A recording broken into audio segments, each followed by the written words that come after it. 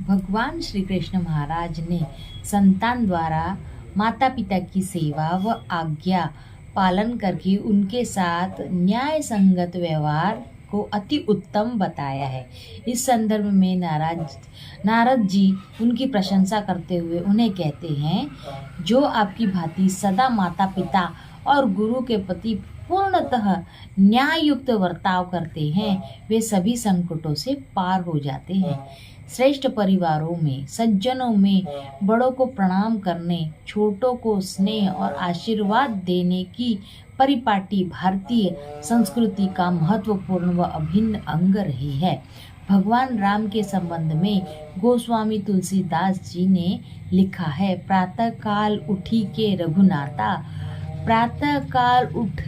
रघुनाथा, माता पिता गुरु नावाही माथा।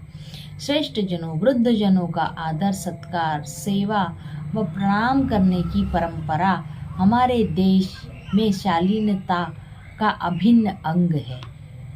इसीलिए जो अभिवादनशील है, बड़ों का सम्मान व आज्ञा पालन करते हैं, उन्हीं को उनकी आयु, विद्या, यश, बल चारों ओर वृद्धि होती रहती है। अभिवादन जब भावना पूर्वक किया जाता है, जब हम किसी का अभिवादन करते हैं या नमन करते हैं, तो वो भावना पूर्वक किया जाए तो सामने वाले के हृदय से भी सद्भाव और आशीर्वाद निकलते हैं। उसका लाभ अभिवादन करने वाले को मिलता है। रामायण में सीता जी संबंध में ऐसे ही प्रसंग मिलते हैं। तब जानकी सासू पद लागी। वनवास काल में सीता जी जब अत्रि जी के आश्रम में जाती हैं और सती अनुसुईया जी को प्रणाम करती हैं, तो अनुसुईया जी उन्हें स्नेह और आशीर्वाद देती हैं और इस प्रकार उपदेश करती हैं। यह सत परंपरा जिन परिवारों में रहती है, वहाँ स्नेह और सद्भाव बढ़ता रहता है। कभी विसंगति आती है तो भी वह क्षणिक होती है। परिवार संस्था की पृष्ठभूमि ही स्नेह, शिष्टाचार और सद्भावना पर टिकी है। इन गुणों का परिपालन यहाँ भी होगा, वे परिवार फलेंगे फूलेंगे। परम पूज्य सुधांशु जी महाराज दो टूक शब्दों में सत्य कहते हैं। संसार में रहने वाला प्रत्येक मनुष्य सुख चाहता है। थोड़ी देर के लिए भी दुख आ जाए तो वो बहुत घबराता है। जब सुख चाहते हैं तो उसे पाने के तरीके भी अपनाए जाने चाहिए। गृहस्थ धर्म का पालन करना एक प्रकार से योग की साधना करना है।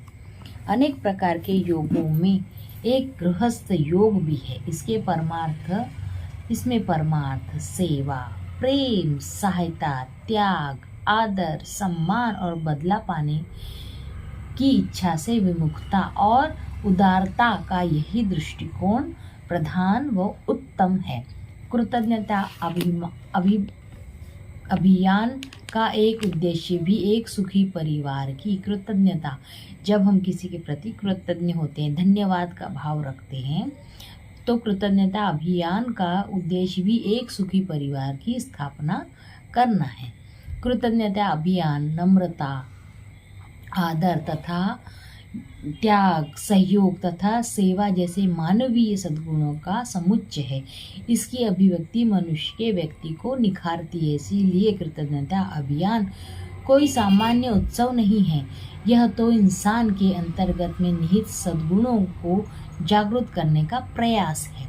स्वतंत्र भारत में अब कोई भी वृद्ध, उपेक्षित, लाचार, दीनहीन, मजबूर या अकेला ना हो। इसीलिए विश्व जागृति मिशन के युवा मंच ने युवा चेतना का अभियान छेड़ा है, जो दिल्ली से चलकर सारे भारत और पूरे विश्व में अपनी सुगंध फैला रहा है और अब क्रांति का रूप धारण कर चुका है।